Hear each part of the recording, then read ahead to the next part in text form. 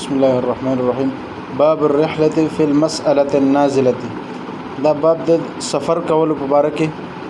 د یو پیش راغلي مسلې د پاره یو مسله را پیښ شي دا غي مسلې صرف هغه یوې مسلې د پاره سړی سفر وکي او چانه ته پوس وکي نو دا مستقل سفر کول د دې باره کې دا باب دی. نو حدیث ته ګوره لکه تفصیل لري شاتم تر شو چې علم د پاره سفر کول دا د انبیو طریقه هم د موسی علی السلام او دا شانت نورم علمي سفر کول دا جایز دي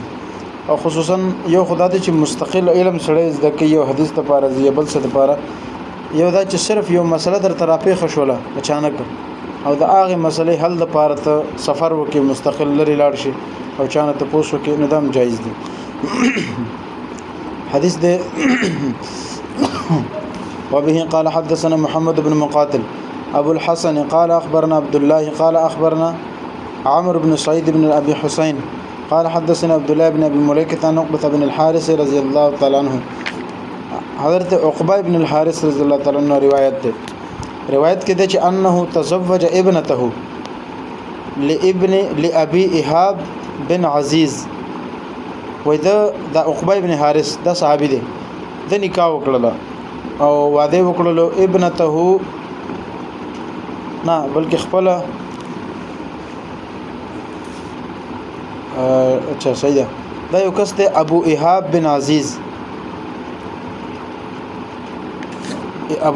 بن عزیز د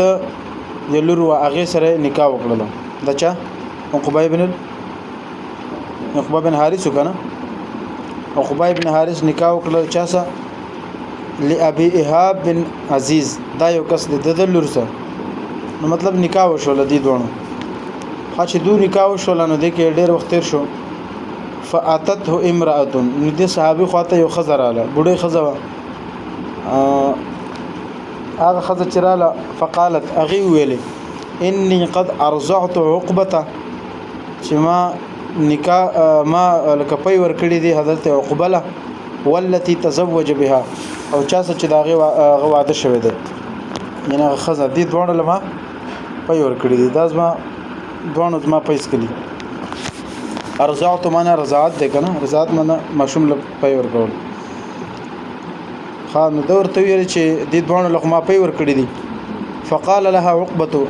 عقبه ابن حارث ورته فرمایل چې ما اعلم زه خو نه خبر چې انک ارزعتني چې تا مال کله پیدا کړی دي زه خو نه خبر او ولا اخبرتني او د دینه مخکې تا ماته ویل من دي لکه ګور دومره وخت تیر شو زمانه تیر شو لا چا ماته نو ویل تامره ته نو ویل چې د سیبنګستا په کې کلی دي او به دي کې دا د چزا واده وشو واده کوم تاونه ویل دومره غټه معاملات وشو ورسو وشو هغه وخت تاسو نه ویل نکاح کې د سنه ویل واده کې د سنه ویل او وس څنګه نکاح وکړل لار څو وکړل نو وسته خبر راکې چې تاسو لمه پیدا کړی دي نو دین خو نه خبر نو خیر د دې مسلې حل د پاره فرقب الى رسول الله صلی الله علیه وسلم بالمدینه نو دې صحابي سفر وکړ روان شو مدینه طرف ته سورلای باندې کې نو روان شو فسأله او رال د نبی رسول الله نه تاسو کو د دې مسلې حل فقال رسول الله صلی الله علیه وسلم نبی رسول الله ورته فرمایل کیف وقد قیل کیف معنا څنګه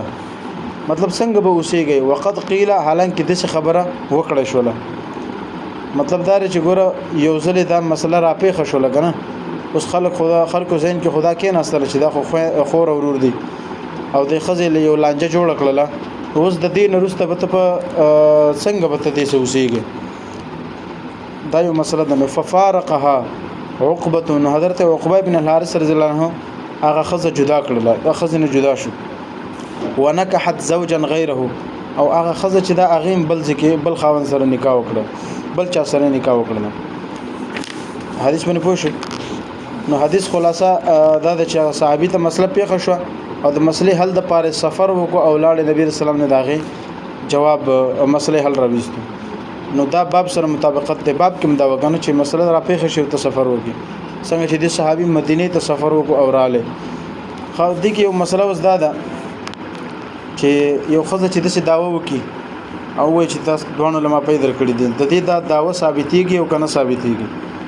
نو ټول اکثر ائمه دا وای چې د حدیث نه معلومیږي چې د د دې خزي امام احمد بن حنبل رحم الله لکه مسلک دا دی چې یو خزه چې د گواهی ورکي او وایي چې د دوه علماء په ور کړی دي نو دا غي یو خزي گواهی معتبره ده نو لہذا هغه دوه به یو بل نه جدا کی لکه څنګه چې نبی رسول الله دوه جدا کړل او خبر چا ور کړو یوې خزه داوا کړی و او گواهی لکه د یو خزه مسله جوړه کړی و او نبی رسول الله جدا کړ امام احمد بن حنبل رحم الله او اکثر علما هغه دا مسلک د چې د یوې خزه گواهی معتبره ده او په دې کې بیا امام ابو حنیفه رحم الله هغه مسلک دا دی چې نه یو خزه گواهی قابل قبول نه ده ځکه چې د قران اصول دا ده فاستشهدوا شهیدین من رجالکم چې څه مسله را پیښ شي نه هغه مسلې باندې ضروری ده چې دوه گواهان پیش کړئ تاسو څو گواهان دوه فاستشهدوا شهیدین وې دوه گواهان ته من رجالکم او چې سړی نو به دوه او که خزي نو هغه به یو خزه لکه هغه گواہی باندې دوه خزي وي یعنی یو سړی او د دوه خزو گواہی اله برابرېږي نو دا ضروری ده فاستشهدوا شهیدین من رجالکم لکه دوه گواهان فإن لم يكونا رجلين کچې ته دوه سړی نه نو فرجل و امرأتان نو به یو سړی او دوه خزې نو درې بشي کنه دا ترتیب دی او صرف یو خزه اگر پاس یو دا داوا وکړي چې ما دی لپاره ور کړی نو امام سے وایي د قران مطابق د دې یوې خبره دا خبره یوې خزه دا خبره صحیح نه ده او د یوې خزه په کېنه باندې دا خبره نه ثابتېږي چې دو پي ور کړی د دوله او د دو نکاح په نه خرابېږي صحیح ده او دوه گواهان ضروری دي هغه چې دوه سړی او که خزه اینو به خود دوه خزه په کار دی او یو سړی مرسه او که سړی بالکل نه نو به سلور خزه دا ترتیب دی او دلته صرف یو خزه گواهی ور کوي او دغه وجه نبی رسول الله هغه په منځ کې جدای راولي نو دغه ولې دغه وجه دا ده چې اصل کې نبی صلی الله علیه وسلم ته د وحی په ذریعہ باندې دغه یقیني صورت معلوم شوی او یقینا معلوم شوی چې دا واقعیتا چې خور ورور دي صحیح ده او په وحی په ذریعہ باندې چې پیغمبر ته الله او فرمایله ورته ویل چې دا خور ورور دي نو د دې په وجه باندې الله نبی دی په منځ کې جدای وکړه د یوې خزې په وجه باندې نه بلکې هغه وحی په وجه باندې یو جواب ده او بل جواب ده چې ګوره نبی رسول الله سلام هغه ته دا ویل کنه چې یاره مسله دا ده چې ټیک د یوې خبره په کېنه باندې خدا مسله نه ثابتېږي ولیکن کیف وقد قیل چې دا خبره کیږي نو ته بسنګ د خزه سجون تیر کې خلک خو بم دا وایي کنه چې دا ګوره خور ورور دي او دو نکاح کړی دا کوم پورې به دا برداشت کوي نو معاشره کې خلک به دا خبره ډېری کوي نو دغه د وجه نبی صلی الله علیه وسلم هغه جدا کړل حالانکه هغه جدای حق نه جوړېدلو جدا کېدل ضروری نه ځکه یو خزه هغه اعتبار هم نشته دغه په وجه باندې نبی اسلام جدا کو او دا اکثر کیږي کنه دا ځکه دوه گواهان دي کې ضروری دي چې مثلا دا اوس خزه ګوره دی اول اسم نه ویلي او چې نکاح وشو لا ارسو وشو واده وشو نو به د دالانجره وسته اکثر خزه زینې د سي چې هغه کې د سي حسد غوند کې بغض هغه دا غواړي چې د دوه نکاح ونشي نو اسم نه وي یو دم لانجه جوړه کې چې دا خور چې مقصد دی چې د دوه نکاح ختم شي نو ځکه شریعت دا وایي چې صرف داوا باندې کار نه کیږي مستقل گواهان په کار دی وغم کې سړی دوی پوره دا او کني خزینو به دوه خزې دی یو سړی برابر دي نو دا مسله ده